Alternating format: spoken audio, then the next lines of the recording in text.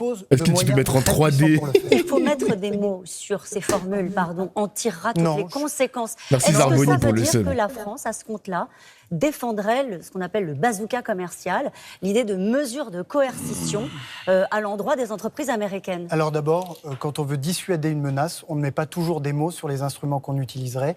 On fait preuve de résolution et de détermination. Ensuite, oui, cet instrument anti-coercition a été conçu en 2023, et notamment par la France, pour permettre à l'Europe de dissuader toute menace d'où qu'elle vienne et quelle qu'en soit la nature. Mélenchon Et donc, contre-attaque, nous non? n'hésiterons pas, évidemment, à Mélenchon, prescrire, j'ai un à truc, là. recommander son utilisation. Mais l'objectif premier, c'est évidemment d'amener l'administration américaine à revenir sur ses décisions en lui rappelant qu'elle a un besoin absolument vital de l'Europe. Puisqu'aujourd'hui, les grandes entreprises du numérique, les géants du numérique, eh bien, font 50% de leurs profits en Europe. Ouais.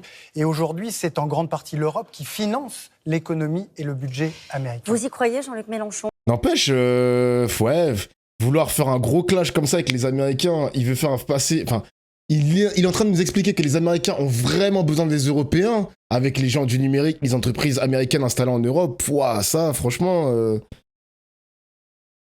ouais, faut voir. Hein. De toute façon, quand tu regardes ce débat, t'es pas là pour savoir... entre Mélenchon et Barrot, qui aura la meilleure vanne, hein. On n'est pas là pour faire du clash, etc., les amis, même si on a un petit peu envie du divertissement, mais il faut juste comprendre comment ces deux personnes voient le monde. Et c'est pour ça que c'est intéressant d'écouter Mélenchon sur l'international, parce que moi, dans mes convictions, je pense que 2027 sera fortement marqué par l'actualité internationale, à cause de Donald Trump en quelque sorte. Donc c'est là qu'il faut attendre Mélenchon, c'est là qu'on doit l'attendre les mecs au tournant.